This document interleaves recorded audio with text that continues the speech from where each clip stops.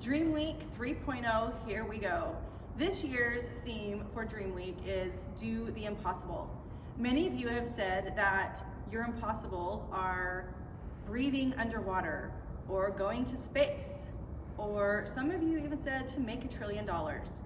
Or if it was the impossibles for you personally was to go to South Korea or to get a college degree or even to find a girlfriend. Well, this year's Dream Week 3.0 of Do the Impossible is to do your impossible. It doesn't mean that it's something that is impossible altogether, because who knows? Anything can happen, but it's your impossible. And so I'd like you to take a minute and listen to some stories of people that you know about how they did their impossible. All right, so something that I thought was impossible for me, it happened a long time ago when I was in maybe 4 or 5 years old. We lived in a really small town, and we went to the homecoming queen tryouts, and that's not the same as what you guys have here where the kids just vote on it. In order to try out for the homecoming queen, you had to bake a cake, you had to do an essay, you had to write an essay, you had to have a formal interview with 8 adults, you had to do a talent in front of everybody, you had to do a formal, and there was something else and I can't remember what it was. But I watched that every year because our town was small and everybody went to this because it was a big deal. And I watched it every year, and I'd sit down there as a little girl and think, oh, I want to do that. And then I got into high school and I was too afraid. I didn't dare. I didn't want to stand up in front of my peers and risk being embarrassed. And so I didn't do it as a 9th grader or a 10th grader or 11th grader. And when I got to be a senior, I said, if I don't do it now, I will never have another opportunity. So I went for it, and I did a talent. I sang in front of people. I'd never done that before or since. But I sang, I did all these things, and the last thing that we did was the formal. And when I got done with the formal, I went off stage and I walked into the back of the stage, and there was a big cushy chair sitting there from a prop. And I sat down on the chair and started to cry. I just sat there and sobbed because I was so happy, because I had thought about this thing since I was 4 years old, and I was afraid all that time, and then I did it. And I just was so happy to have accomplished and overcame my fear and did that. And since then, I've had my daughters who didn't want to do things, and I've talked to them about overcoming that fear, and it's just an experience, and go and do it. And they tried out for cheerleader, and they tried for things that they were uncomfortable for. So it's been a big experience for me. Obviously, I'm almost crying again, so that's important to me. And I would say, go for it. Just try it. The worst thing that's going to happen is you're like, oh, that was lame. Okay, my impossible. The first thing that comes to mind is, or just in general, especially this year, or I can't win cross country, is my cross country story. I went to Hurricane High, started 9th grade, moved there, new area, didn't know anyone, so spent 9th grade year just getting used to it. And my math teacher was the cross country coach. And so I said, okay, I'm gonna do cross country.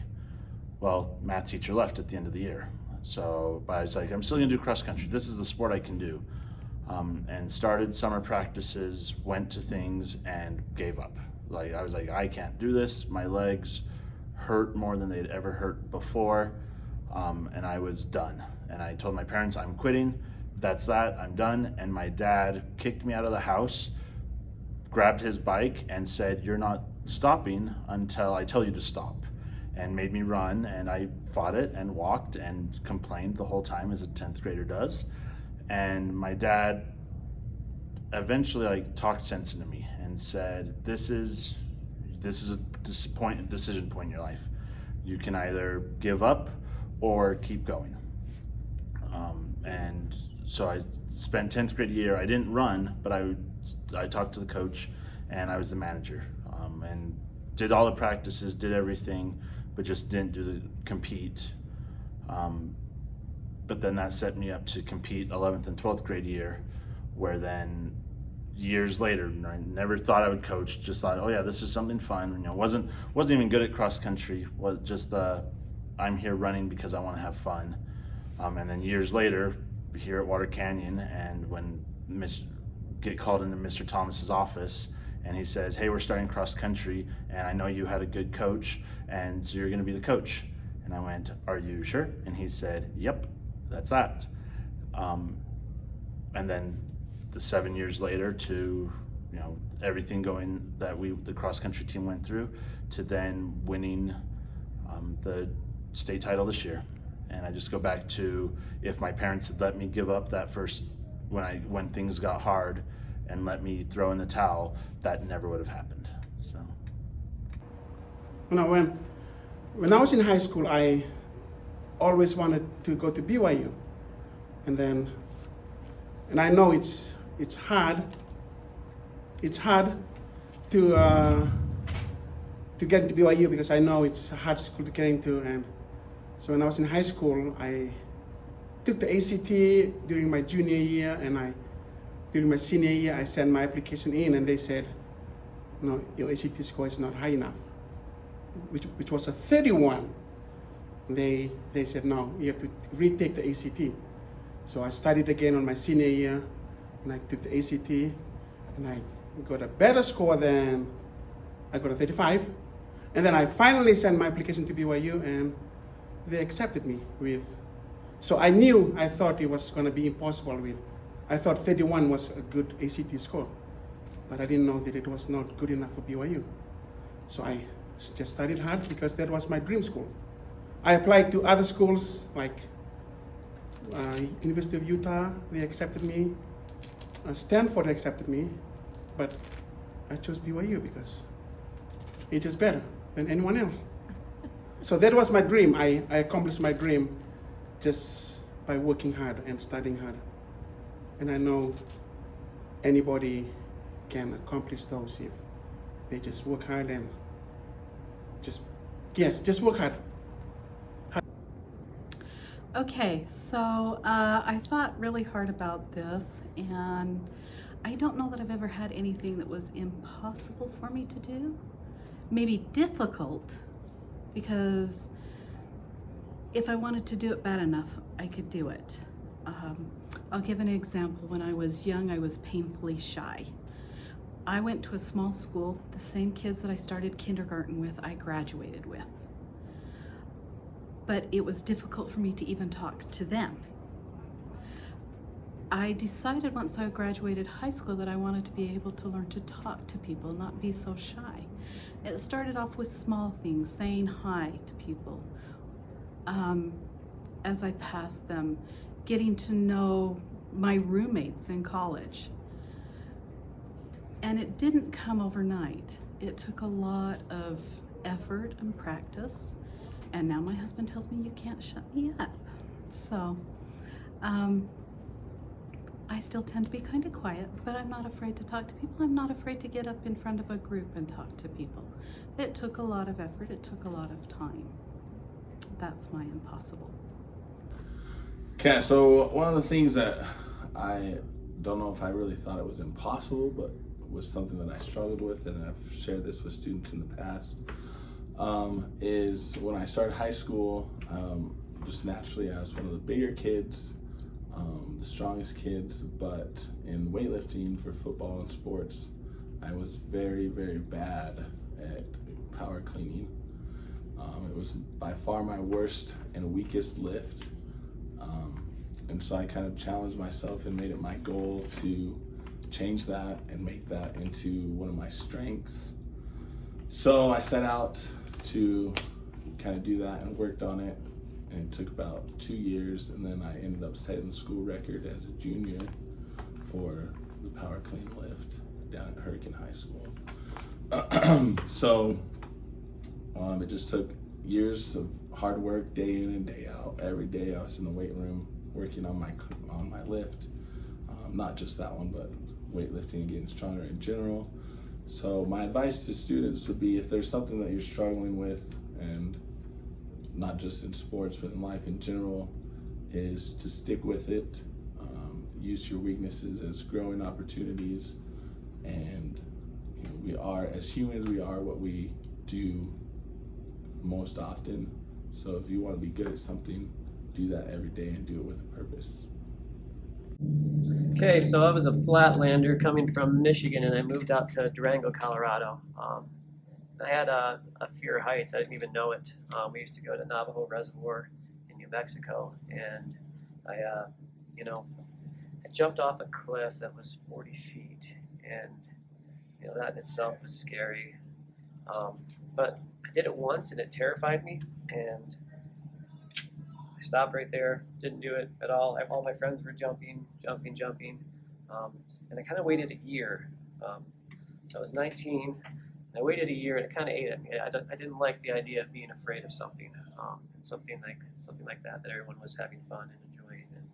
And so it kind of ate at me for a year. And the next year, I did the 40-foot one again, and it was much less scary because I'd been thinking about it in my head for a year. And I went to water? Huh? Jumping in water? Yes, jumping into water for sure. And so then I tried 50 feet, and that was easy enough. And then I got to where it was still scary. Then I got to 60 feet, and there was this huge one that we called it the boulder because if you really had to jump off, and there was a rock underneath at the landing, so you'd really have to go out and over it. So that one was especially scary because if you didn't go off it right, things probably wouldn't go well. I got to that one, did it once, terrified me. It was about 80 feet, so that was an accomplishment. I thought that was really fun. And then went back the next week, did it again. Didn't realize that the water level had dropped 10 feet, so it ended up being more like 90. But I did it. It is such a strange feeling too. It's just like this feeling in your stomach of almost like pure terror, and then you go under the water so deep that like for a minute you don't know, it's dark, you don't know what's up and what's down. You have to hold your breath and kind of float, and then kind of your adrenaline's flowing, so you don't always have a lot of air. So you're trying to get up to the surface as fast as you can. Where's the surface? Where's the surface? Where's the surface? Where's the surface? And then all of a sudden you find it and take a big breath of air. But for me that was important because I don't like to be afraid of things in life, and it's one of those things when you can overcome a fear, and if there's other fears in your life, it makes it a lot more attainable to overcome those as well. My experience, so that definitely impacted my life because it was something that I had to learn on my own. It's not something that someone else could teach me. It was something that I had to learn by doing, and something I had to just have some courage with and moving forward. So I guess that's my story on things that I thought were somewhat impossible for me. But today I have no fear of heights. I go climbing. I have a healthy fear on edges and stuff to where I'm not going to fall off and die. But I climb, I canyoneer. I'm thinking of getting into paramotoring, parasailing with my brother-in-law. So definitely changed my life, and now I have all these different opportunities that I could do. Like I could go skydiving. I could go, like I said, parasailing. I could go paramotoring. I could get one of those squirrel suits and start doing that. They have a great program in Las Vegas where you can do that.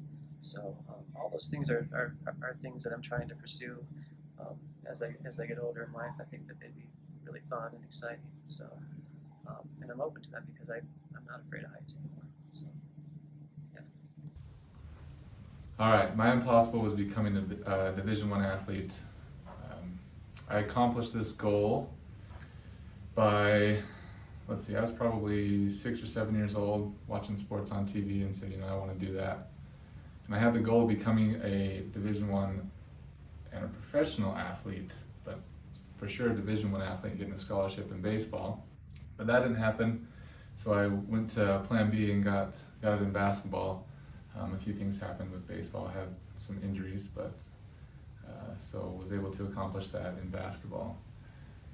I accomplished that by working hard every day and not giving up. Some doubters out there, obviously, but it's my competitive nature to prove people wrong. And so that motivated me to work and work and work and work again until that goal was accomplished. So some advice that I would have for those, don't give up. If you do have a goal, and you have the desire to do it.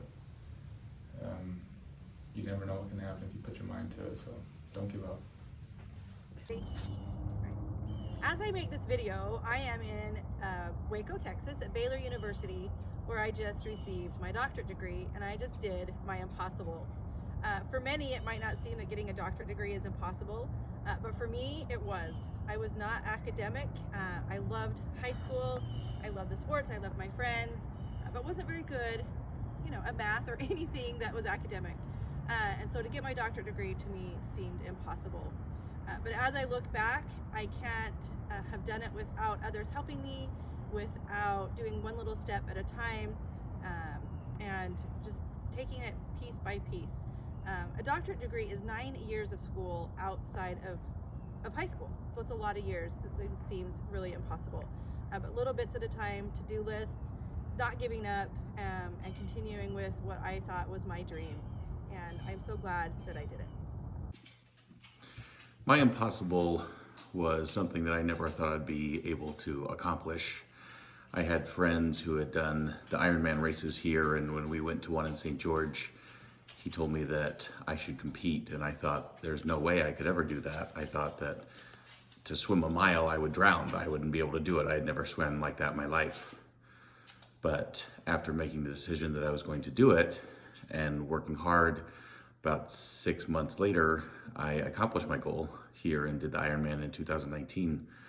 And working hard for something like that and getting up every day to do different exercises and bike and run and swim over and over again, months and months of practice, made it so that I was able to accomplish my goal, something that I never thought I'd be able to do.